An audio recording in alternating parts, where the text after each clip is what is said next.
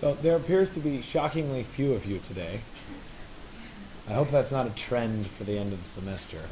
Um, but as promised, today we moved to the exterior night rendering, and we will have then made it through all four that you need for the final. So that should tell you something about where we are in the class in terms of trying to get it there. We're going to spend a lot more time on some extra stuff that's not required for the final, but really now would be the time to kind of have your building done or significantly well resolved at this point. We will be doing some things like cutting sections of the building and rendering, and we'll spend a week doing just that. But I really want your buildings done by that point because you don't want to be going back and trying to fix things after. And so I think the best strategy for today is really to use today to catch up, right? I've seen some models. I've not seen all models. They're getting there, but they're not quite there yet. And so really the bulk of what we're doing, there's not a whole lot new that I can show you today. The only thing that I'm going to do is install a couple rectangular lights just so you can see a rectangular light installation and how you might use those. But for the most part, it's really on you right now in terms of getting done and getting ready for those four renderings. I did go restart a bunch of the computers in the other lab. Hopefully that will help in the rendering. It wouldn't hurt when you guys start coming in and taking over a computer to make sure that the distributed rendering is working on your computer. Likewise, when people leave, if there's empty computers, either restart them or open the distributed rendering because it's going to start to really matter that those are working. So what I did is I took the file from my last rendering, which was the interior night rendering, and I moved the camera from the inside to the outside. And so in theory, the background is already set, right? I already set the HDRI. I do walk through on the exercise 225 handout how to do that again. But it's the same as setting it for a daytime. It just happens to be night. I do want to make sure that the sun is off, which it is. The other thing that I found in doing a few test renderings is that in the V-Ray options, it doesn't hurt to go back to your environment and to bump up the background value a little bit. It gives you a little, instead of being just black sky, it gives you a little bit of bluish tint to it, and I think it helps the rendering as they come out. So I think that's a good strategy as well. You kind of have to do that by eye. The other thing is if you don't install any exterior light fixtures, when you go to do the render, you're going to end up with just, let's see if it'll load up for me. You'll end up with just lights coming out from that are already inside your building. So you'll see the windows primarily and not much of what's around your building.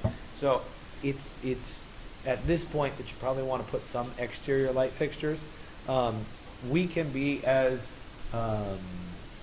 exhibitionist as we want in terms of light fixtures, in terms of spotlighting our building on the side of the cliff. Doesn't matter. Out of practice, however, there's a lot of jurisdictions that would not let us do that, but for the scope of what we're doing, it wouldn't be a problem. So I just tell you that because architects love to light their buildings at night, but a lot of times we're really not allowed to, or that there are code restrictions that say none of the light sources can be exposed, or all the lights have to point down, or whatever. And so clearly I shouldn't have tried to render. I just rendered it, and it's obviously not happy. So we'll see if it comes back.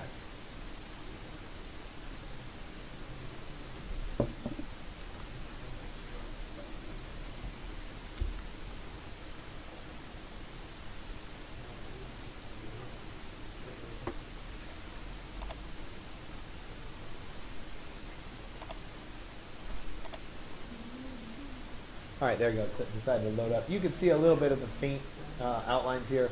Basically, what we're getting is the lights coming out of the glass of the building itself. If we look through, we can see a few of the little those little dots are the emissive material light bulbs that are inside there.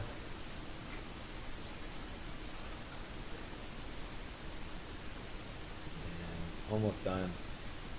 I don't know how much of it you can see, but all of this lighting is inside lighting. Those were the up lights on my concrete wall, and then I've got the down lights, and I'm seeing through the windows a little bit. What I'd like to do is install some lighting on the outside so that I can see the outside of the building, and I'm going to do that using a rectangular light, which is a little different strategy than what we've used before. And the reason that I want a rectangular light is I actually want to install a light under this edge that's going to illuminate down on this particular piece of the building. So what I'm going to do is on the V-Ray light toolbar, you'll see there's one for rectangular light, create rectangular light. I'm going to go ahead and click on that. It's going to say start with a corner, right? So I'm going to start with the corner. I'm going to do something like this. And my length is going to be right along here. And then I'm going to hopefully, my views are kind of wonky right now, set it out that way. And give me just a second to reorient my view here.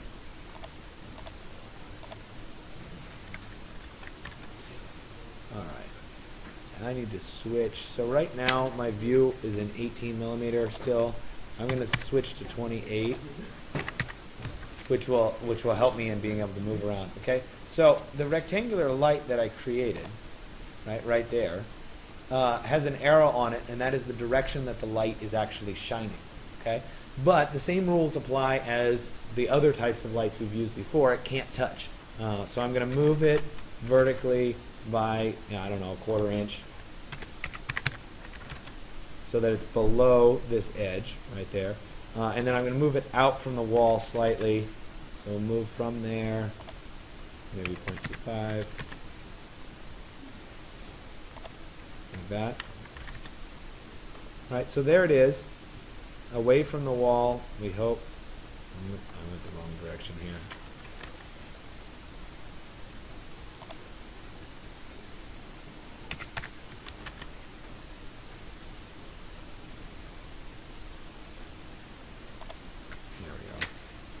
So it's sticking out a little bit. Now, this rectangular light is very much dependent on its size as to what the appropriate wattage coming out of it is.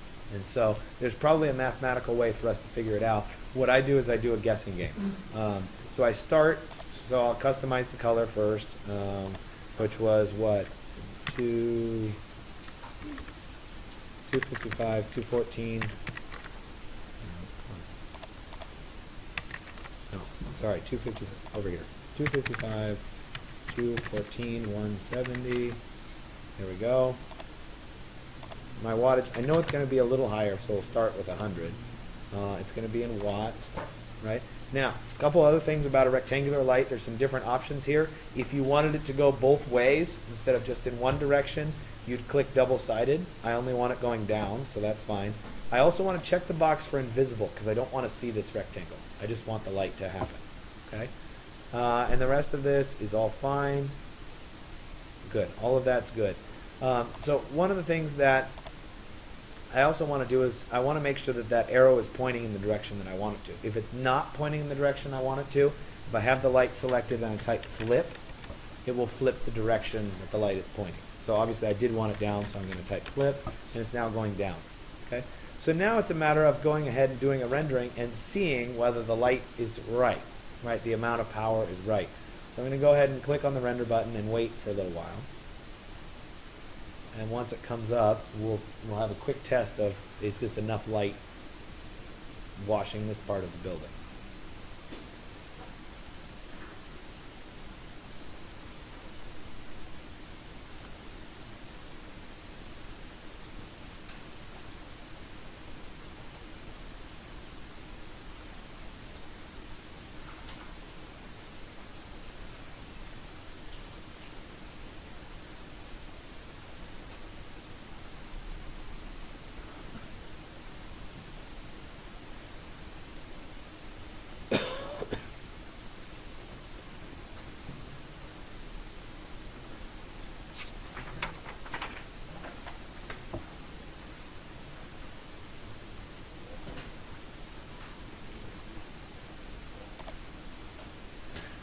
Okay, so I went ahead and I checked it. It's reasonable. in terms of giving me the quality and about the right light settings. You see how it's washing the texture on that wall a little bit. So once I have that and I'm happy with it, I'm going to go ahead and use this same light that's here, and I will copy it and rotate it. So let's copy it from there to there, and then let's go ahead and rotate this. And I could just create a new one, but it's a little bit easier.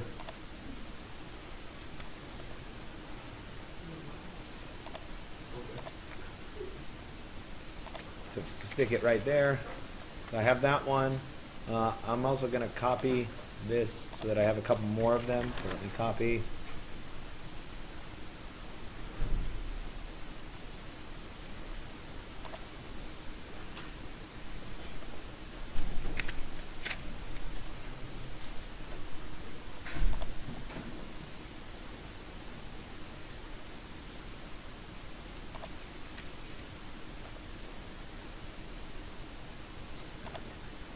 Put them in the wrong spot.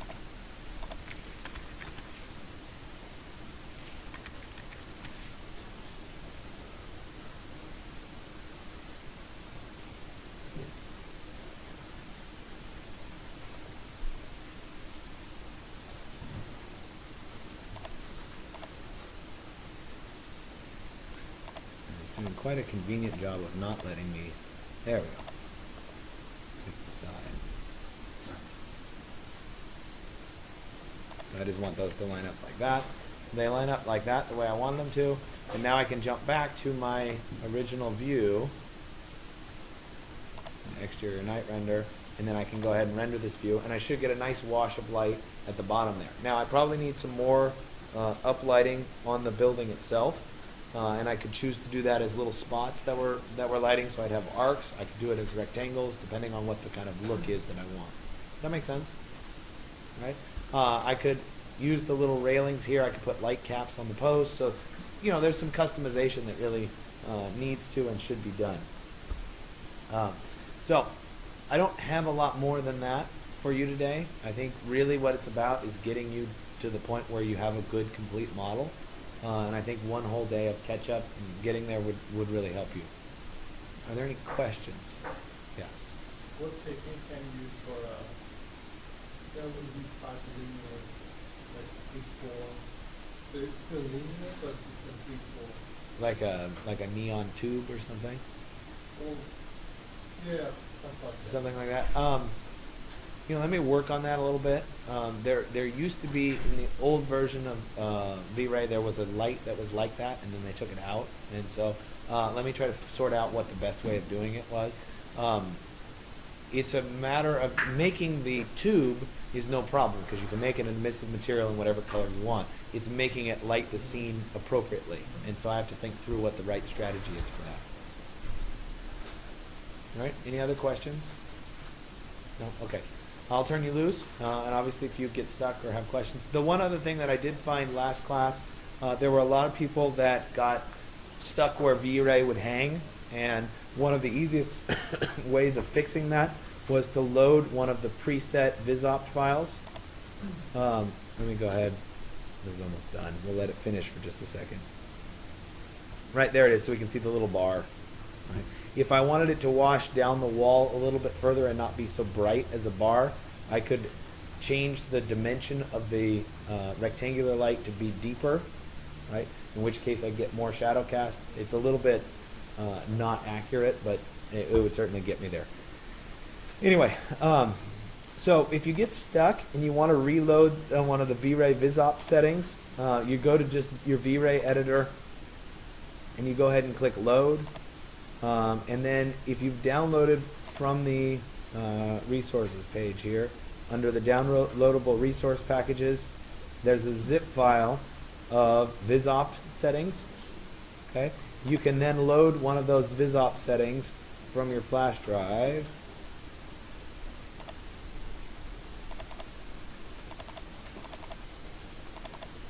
And I would load probably the low artifact night render. Go ahead and say open, and that will then replace all of your settings, which should reset anything that's gone wrong. right? But this was actually made, I originally made this VisOp back when we didn't have the network rendering capabilities. So it has the secondary GI rendering engine as light cache, and we want to change that. So under indirect illumination, GI, you just want to change this secondary bounces to be brute force instead of the light cache. The light cache is faster if you have one computer doing the rendering. But if you're distributed rendering, it's faster to do brute force because you have more computers acting on it. Okay? So I just wanted to point out that if you do load that VisOp, because I haven't updated it yet, make sure you adjust that setting to be brute force instead. Okay? And that's it.